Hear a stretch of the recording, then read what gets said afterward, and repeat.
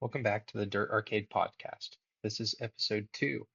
Last week I realized that I forgot to introduce myself, so my name's Evan. Today we're going to go through some of the Fox Raceway results, talk about some of the rides, and then look forward to this weekend's National in Hangtown.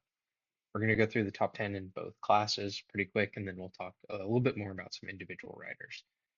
In the 450 class, in 10th we had Christian Craig, ninth was Ferrandis, 8th was Aaron Plessinger, 7th RJ Hampshire, 6th Chase Sexton, 5th Haiden Deegan, 4th Justin Cooper, 3rd Jet Lawrence, 2nd Jorge Prado, and 1st was Hunter Lawrence. In 10th in the 250s we had Ryder DiFrancesco, 9th was Nick Romano, 8th was Chance Hymas, 7th was Lux Turner, 6th was Joe Shimoda, 5th was Julian Beaumer, 4th was Levi Kitchen, 3rd was Cole Davies, 2nd was Caden Dudney, and 1st was Seth Amaker. Going from top to bottom, starting in the 250 class, Seth really put together a good day. We have seen him perform really well in Supercross, and we were kind of waiting to see those outdoor results. And I think he put the day together really well. Caden Dudney, rookie, came in. Really strong rides in both motos. Cole, Cole seemed like he rode pretty well. He did fade a little bit in the second moto. Don't know if that was a fitness thing or what was going on there, but he did fade a little bit. Levi Kitchen obviously came out and won the first moto. Super impressive ride, and then second moto got caught up in a crash at the top of the hill. I think Mosman went down, and Levi got caught up in that and had to fight his way back. Still ended up with a top five, so it turned into a halfway decent day from something that could have been, really difficult on points. Julian Beaumer, I thought the second moto, running in second, that's a really strong ride coming back from injury. He had a really rough injury, back injury, so that's a heck of a rebound for Julian. Joe Shimoda in sixth. We didn't really see Joe very much throughout the day. We know his starts weren't very good. Um, I don't know if he got caught up in that crash that Levi was in. I don't know if he got hung up there for a second or not. But Joe just seemed like he wasn't really able to put the starts together and then charge forward like we would expect to see from the reigning SMX world champ. Lux Turner in seventh. I think that's a great ride for Lux. That's a strong privateer effort. Um, Lux has been showing a lot of speed lately, so that was definitely an impressive ride from Lux. Chance Hymas, man, I expected more out of Chance into the first round. I think last year here he was the fastest qualifier at Fox Raceway, and it just seemed like we never really saw him. We never really saw him in any battles, or I knew he charged a little bit better towards the front in the second moto, but it still just wasn't what we expected to see from Chance. Ninth is Nick Romano. First moto was great. Second moto not as good, but still an awesome ride for someone that's just on a fill-in for PC Cowie. 10th was Ryder D.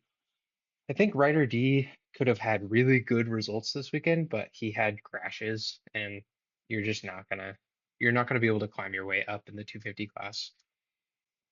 In the 450 class, we'll start with Hunter. Perfect day for Hunter. Fastest qualifier, won the first race, won the second moto. Fantastic ride. He looked really comfortable. Second was Jorge Prado. I think we all expected Prado to be a lot better this year, and he definitely showed some improvement at Fox Raceway.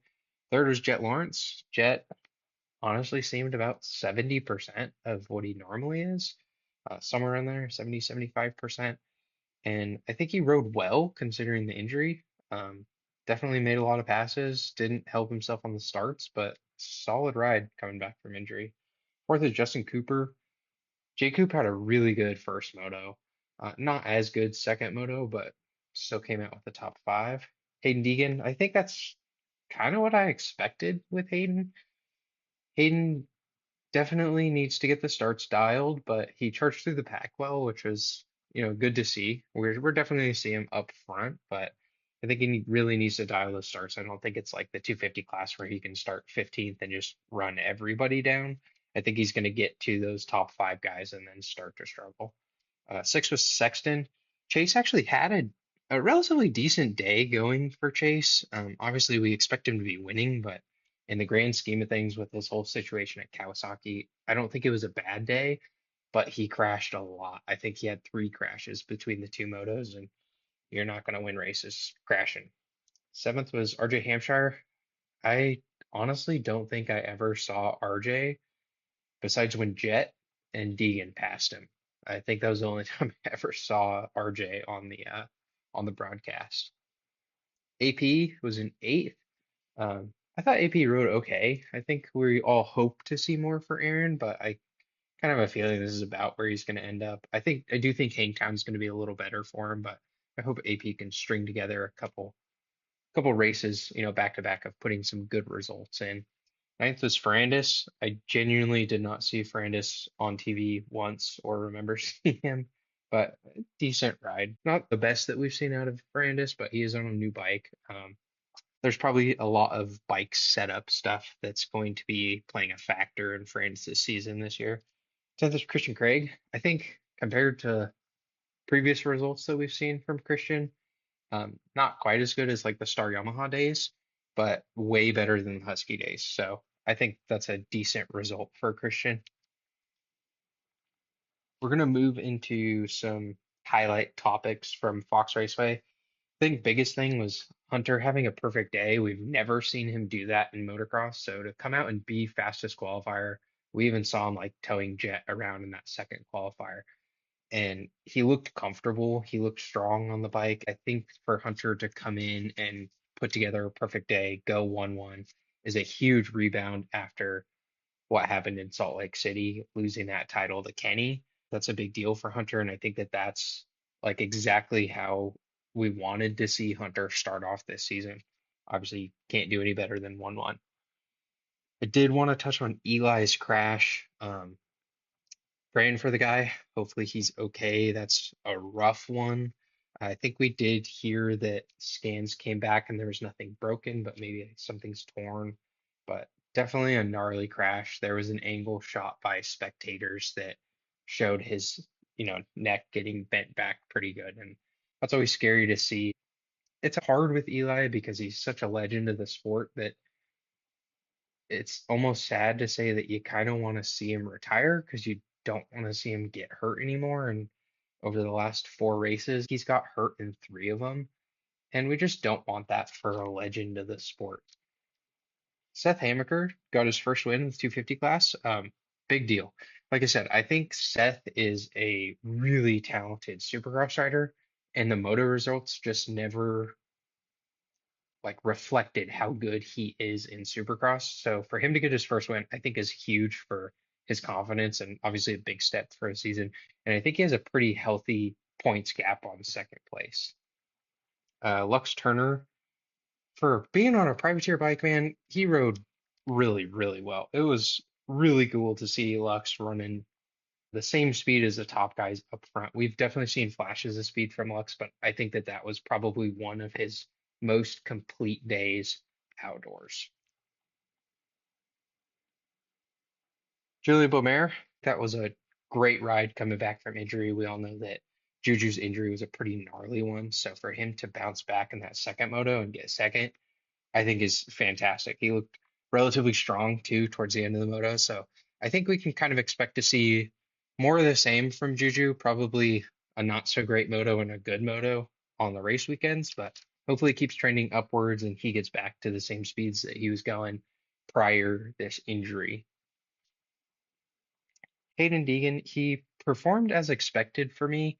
I wasn't really buying into the hype of Deegan's going to go 1-1 at Fox Raceway. I do think that he's going to be one of the top guys. Going back to his 250 career, he's never starts off a series just immediately being a top dog. He's always really, really close to the top and then does a really good job at identifying his weaknesses and what the other guys are doing better than him, and then improving upon those things. But I didn't expect him to come out and do what Jet did his rookie season.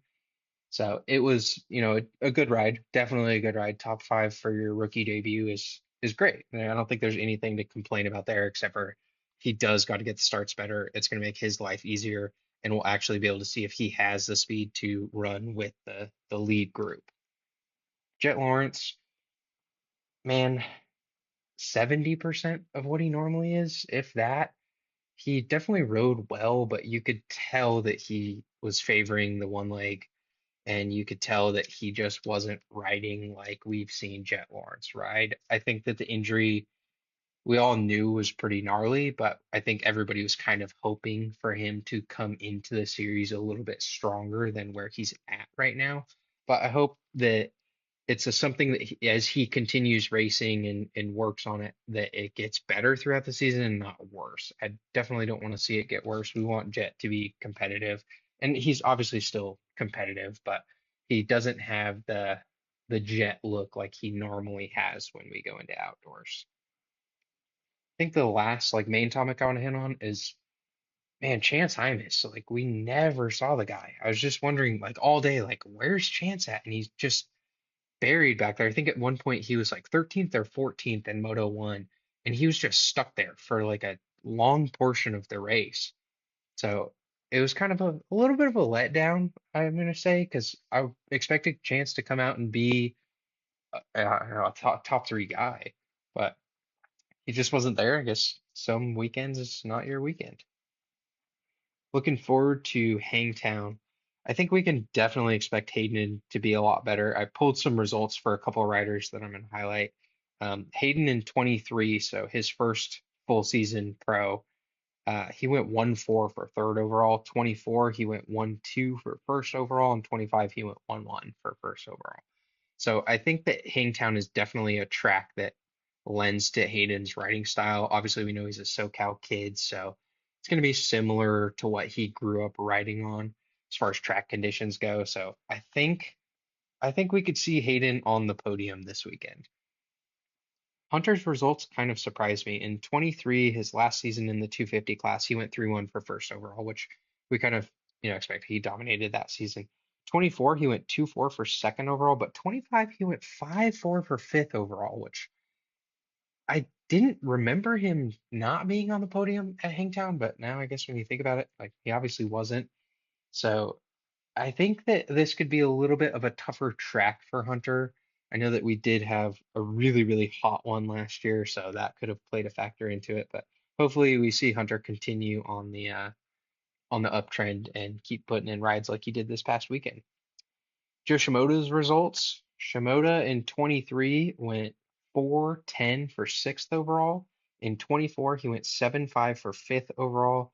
And in 2025, he went 2-2 for second overall. So definitely on an upward trend for Joe. So I hope this weekend's a rebound weekend for Joe and he gets on the box. I think that would be great rebound from Fox Raceway for him. Levi Kitchen probably has the most consistent results here. In 23, he went 10-7 for eighth overall, which not super consistent. But 24 and 25, he went 3-3 for third overall on both of those weekends. So I think that this is a relatively strong track for Levi. We'll see him do well. I think he's definitely going to be on the box this weekend. This is also a really strong track for Aaron Plessinger. In 23, he went 3-6 for fourth overall. 24, he went 5-2 for third overall. And in 25, he went 2-3 for second overall. So hopefully this is a bounce back from that eighth place at Fox Raceway and we can get AP, up into the top five. Would be great to see AP circulating around there. I also wanted to touch on a few locals to this track. We have Michael Mosman and Max Voland. They both grew up within a relative distance to this track and have spent a lot of time there. I don't know how much that really plays into like a pro national prep and weekend like we have this weekend, but I think that them being local is definitely an advantage to racing there. All right, let's do our 250 podium and then 450 podium, then we'll wrap it up. So 250s, I think we're going to see Levi Kitchen win. I think Joe Shimoda will be in second, and I think Seth Hammaker is going to be in third. I think they're all three going to put in some strong rides, probably bounce back and forth with some moto wins. But that's where I think we're going to end up is Kitchen, Shimoda, Hammaker. And 450s, this is a little bit more of a hopeful one, but I'm going to say Jet wins, Hunter gets second, and Hayden's on the podium in third. I think that this weekend's going to be a big tell for us. We're going to see if Jet's able to improve weekend on to weekend or if it's going to be a step back every time he goes racing. Because you could tell at Fox Raceway when he was on the podium, you could definitely tell the guy was hurting. Like he had a pretty pretty nasty limp after the races. So hopefully he had enough time to, recover from the weekend and then get back on the bike. I think we did see a clip of him on Instagram riding again at Fox Raceway this week ahead of Hangtown. So I think that's a positive sign. I think if I had to guess, I think Jet and Hunter are going to swap motos. So I think they're going to go 1-2 in both motos. But I think that Hunter's going to win the first one, then get second the second one. That's going to give Jet the overall. I think Haiden, I think we're going to see Haiden go 3-3 for third. That's my prediction. I think he's going to do relatively well at this track. He has strong results at Hangtown, so we'll see. But like last weekend, I'm going to keep these relatively short as I'm learning how to do them, learning how to edit and put them together. But if you enjoyed the content, please like, subscribe, comment. If you have ideas for future episodes, drop them in the comments below and I will try to get to them. And this has been the Dirt Arcade Podcast. Thanks for listening.